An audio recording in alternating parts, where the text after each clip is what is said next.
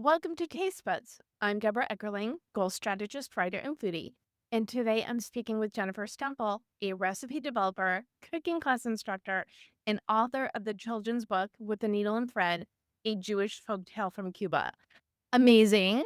Welcome. Thank you. I'm so glad to be here. So you do all of the things. Let's start with the book because the book has to have food in it, right? Of course, it would not be a book that I write if there isn't at least a little bit of food. Food is very much a passion of mine. It always has been, and I find that it is like the great uniter. So, even though food is not the main focus of my book, there's plenty of food in there to make everybody happy, I think. Yeah, so it's called With a Needle and Thread, a Jewish folktale from Cuba. And it's published by an amazing publisher called Kalaniot Books. They really focus on elevating diverse voices within the Jewish space. And together we published this really beautiful book illustrated by Libby Axelrod. And I'm so excited about it. It comes out in October, but it's available for pre-order now. So tell me, what is the book and how did you get there? Well, the book really it puts a lens on a small Jewish community within Cuba, one that I know very intimately because my family is from Cuba, and I've been to Cuba several times to visit family. And it really highlights what makes this community special. So I think that when most people think of Cuba, they initially think of Havana. But the truth is that the island is a lot bigger than just Havana. That's like if somebody visited New York City and then said, "Oh, I've been to America. I've been to the United States." New York City is wonderful and it's important, but I don't think it's a real reflection of every city across the country. I think that's true too about Havana, which is another reason why I actually set this story on the opposite side of the island in Santiago de Cuba, which is really where my mom and her family are from. And so, what's special about this specific Jewish community is that they're small, they are lay led. They have this unique ability to MacGyver life, really. Whenever they are faced with a situation where they don't have what they need to accomplish whatever goal, they figure it out. They use what they have. They are really resourceful, they're really inventive. And this story showcases those qualities in a very Jewish way. So the story really follows a grandmother and a granddaughter as she grows and as her community grows. And we see lots of different life cycle events and how a little piece of clothing grows and stretches using in Spanish, the phrase is lo que sea, but it translates to whatever it is that you have in order to make it work. So that's with a needle and thread. And this MacGyvering, obviously it applies to food, but I'm sensing it applies to everything. Am I getting it right? That's exactly right. So in the book, as well as in life, this community just really is able to MacGyver life, not just in the kitchen, but in their synagogue and in the community and in their life. That when it comes to cooking, that just means that, oh, you don't have even a main ingredient, for example. Well, what do you have? How can you make it as close as you can to what your intention is using whatever it is that you have, using lo que sea? So in the book, in fact, there's a recipe that is a little bit different than the tradition. And it really acts to highlight that theme of using lo que sea. and showcases how you can.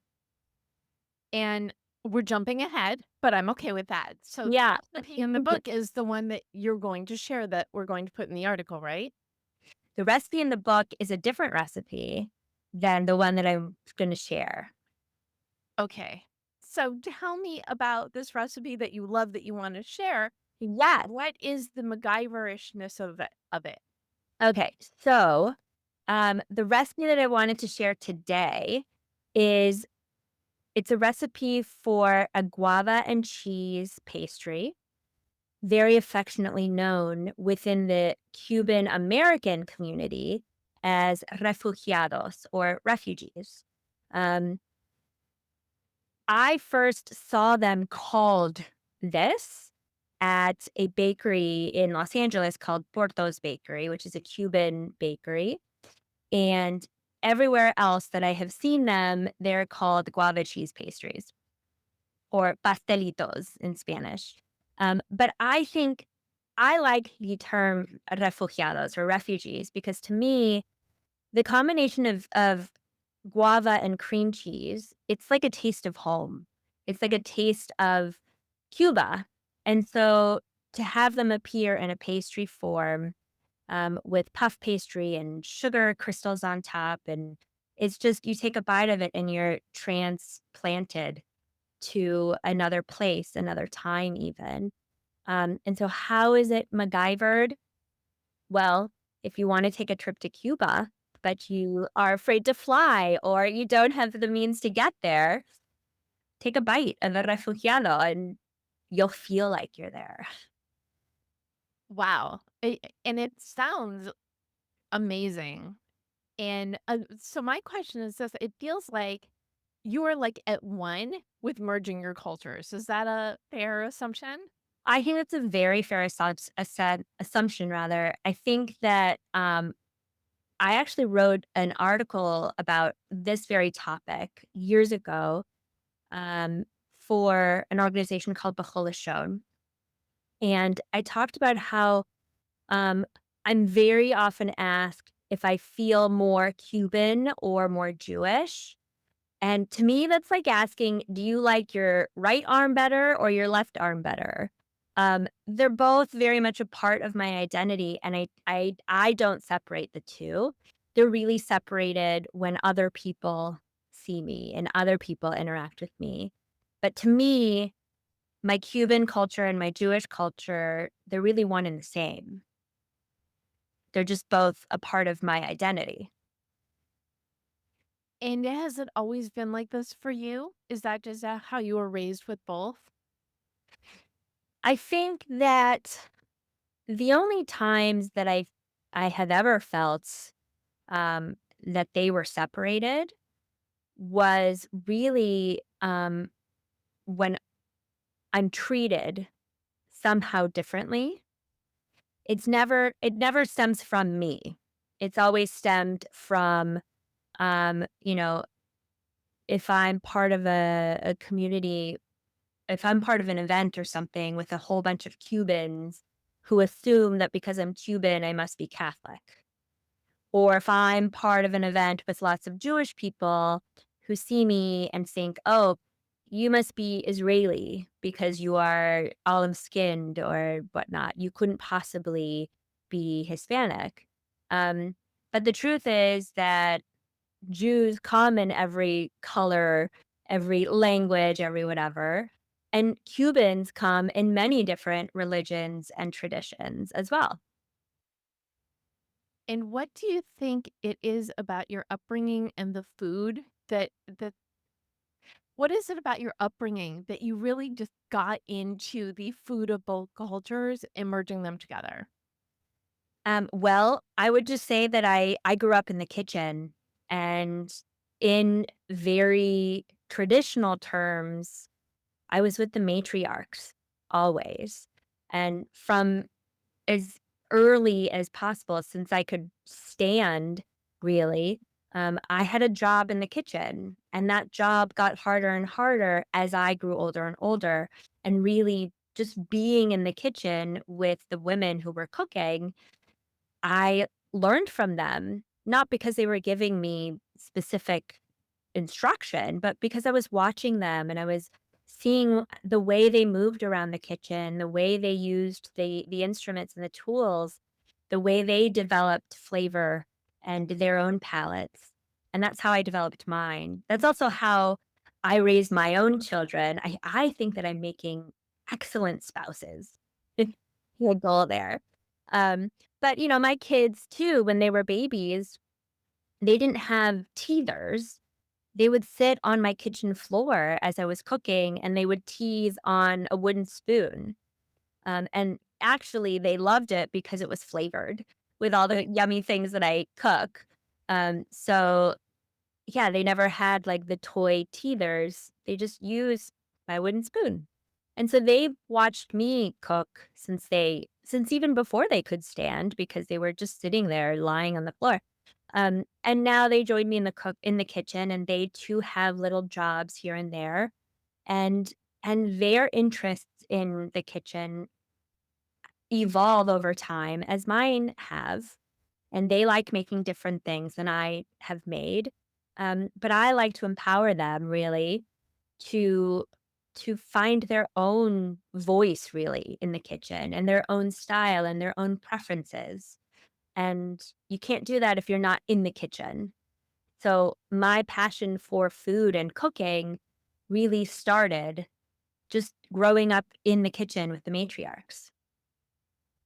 And so how did you go from that to your career as recipe developer? So that's a funny story actually. I was working in television at the time. I was a development executive, which means something totally different outside of the nonprofit area. I was not raising money for television. I was working with writers to create new shows and concepts that we sold. And I loved that job and I was really good at that job. But I was working 14-hour days every day. And I looked at the women who were in the position that I would be in 10, 15 years.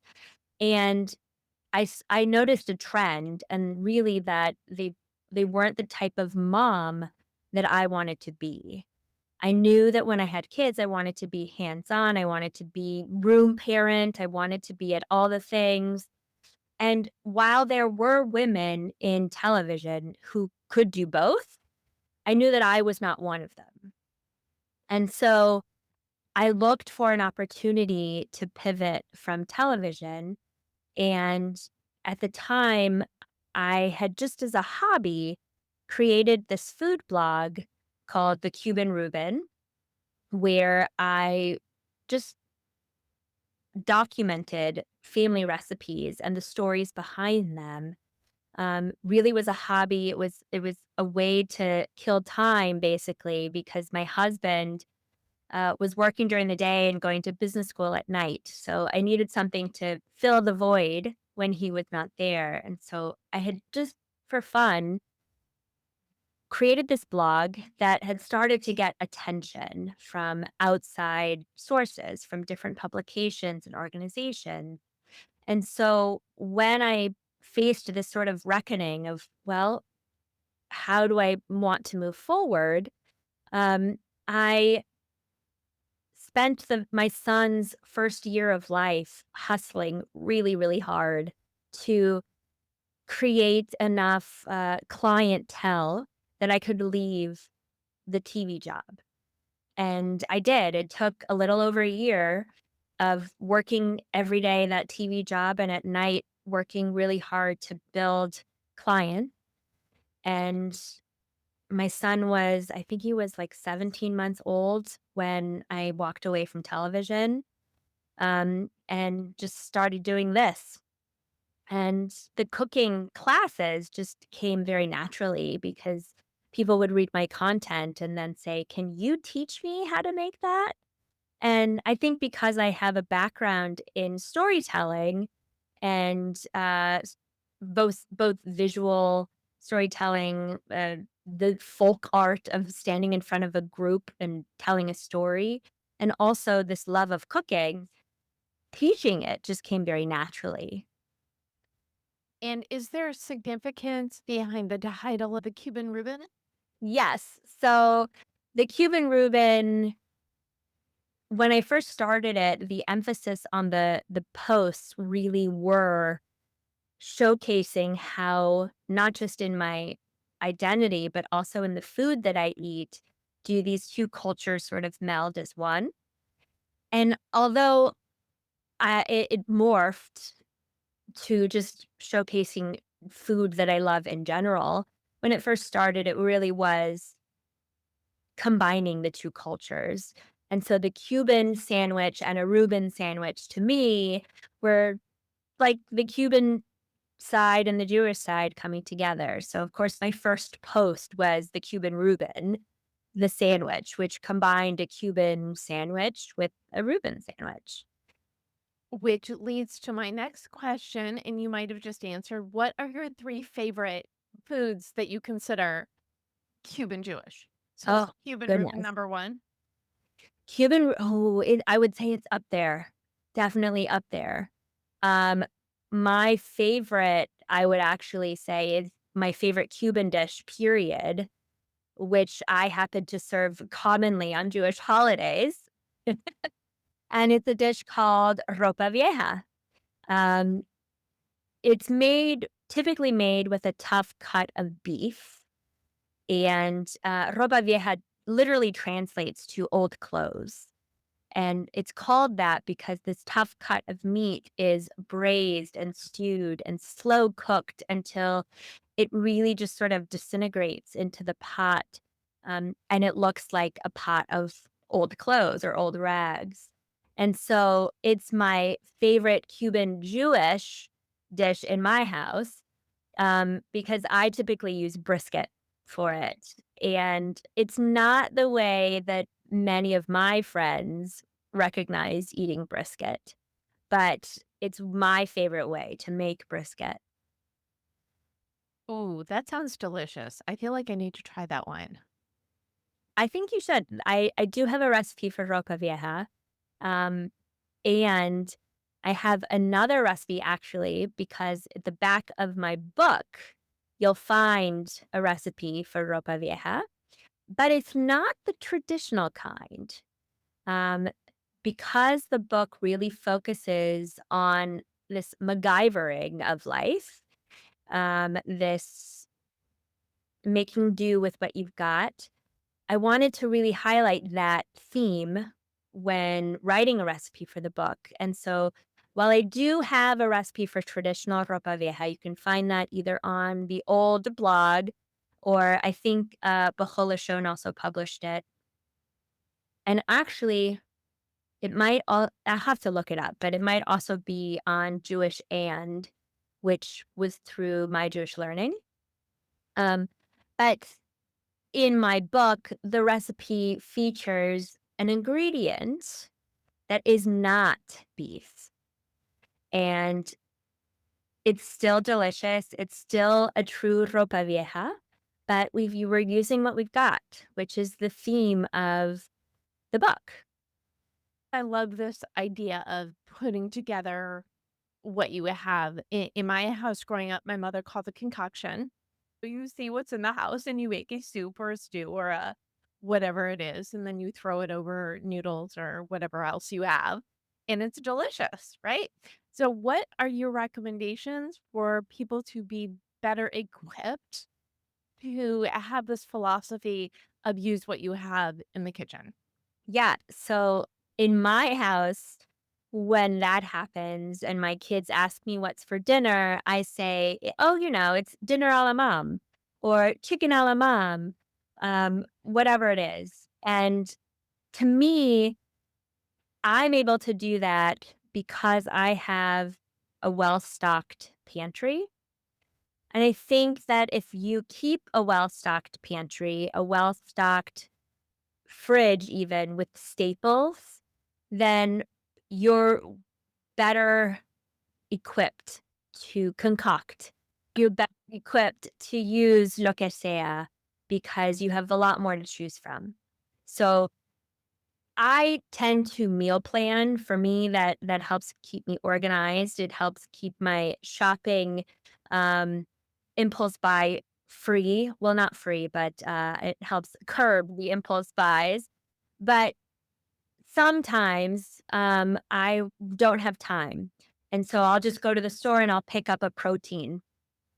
And I am confident, I know that I have something at home that can turn this piece of chicken breast into something amazing. And that's because I know that I keep a really well stocked pantry and I keep a well stocked fridge and, frankly, even freezer. So if I can't get to the store to get a fresh produce, for example, I know that I always have petite peas in my freezer and that my kids love peas. And so there you go. There's my vegetable side. And are there, like, let's say 3 must-haves that you always have in your fridge, freezer, and pantry at all times? Yes. In my fridge, I always have eggs because eggs are truly my favorite food ever. I could have eggs 3 meals a day and they would be different. So I keep eggs always. Um, there's always um, an abundance of seasoning in my pantry of different spices, different spice blends, even that I make. I learned to make my own garam masala from a cookbook from one of my favorite Indian restaurants. So I never buy garam masala anymore because I make my own. And so, yeah, so lots of seasonings. Um, I always have eggs. I always have rice or pasta in my pantry. So if I need to make a meal stretch too, that's really helpful. And I always have some sort of frozen veggie in my freezer. And actually, my best tip for that is on a night that I don't have time to cook or don't know what to cook, I always remember that I've gifted myself because I love to freeze leftovers. And so by doing that, on those nights when I don't have time to cook or I don't know what to cook, I go into my freezer and see what I gifted myself previously. And voila, in a matter of minutes, we have dinner on the table. I love that you do that. I do that sometimes too, and I always talk on my other show, I talk about gifting goals, so I love that you use the term gifting. Sometimes I do it because something is so good, I know that I'm going to be sad if it's over, so I put it in the freezer so it's a treat for another time, right? Funny you say that because my mom, for example, when she cooks, she loves to cook for an army. She always makes a lot of food, more food than we could ever eat before it would go bad. And so, because I love my mom's cooking so much, and because I don't want to throw away something that I know that she's worked really hard on, if she makes us a meal, you can pretty much guarantee that I'm gonna be freezing part of it to save for later, and sometimes I even freeze it in, like, individual portions so that I don't have to defrost an entire thing, if really all I want is 1 meal's worth. Oh, I love that. And I am a big soup person, and even in the summer, I will make a Same. soup probably once a week. So I freeze those in the little quart freezer bags. And then I almost always have some form of soup in my fridge because I run out, and Well, there it is, right? you gotta try the Cuban matzo ball soup then. Ooh, I Oh, do. yes. Yes, you do. Because Okay. if you're a soup girly, you've gotta check that out, and that actually is a great recipe to MacGyver, to use lo que sea, because there's lots of ingredients in it, but sometimes you can't find all the ingredients that I've called to use, but the truth is, if you get the core flavor, you can add whatever ingredients in there. Right. And that's the way that we love our heritage and the food because we just put them all together. Yes, that's right. Oh, this has been so much fun, Jennifer. Where can people learn more about you and your cooking and classes, and of course, the new book? You can search my website, jenniferstempel.com. I'm also on Instagram, the Cuban Reuben. And you can search for my book on Amazon, Barnes and Noble, all the major book retailers. It comes out in October and it's available for pre order. I hope everyone loves it as much as I loved writing it. Awesome. And what final food for thought do you have to help people like embrace all the parts of themselves and put it into their cooking? Like I said earlier, I think food is a great uniter. Everybody eats. And so if you can find the things that you love about your culture, about your traditions in the kitchen, on the table, I think that if you make it with love, then other people can taste that. Absolutely. Well, this has been so heartwarming. Thank you so much, Jennifer, for joining me. Thank you for tuning in to Taste Buds with Deb. Don't miss an episode. You can subscribe on YouTube, iTunes, and or your favorite podcast platform. And if you go to jewishjournal.com/podcast, you can read the articles and get the recipes that go with each episode. And you can learn more at tastebudswithdeb.com. Until next time, embrace your heritage and don't forget to put the love in the food and bon appetit.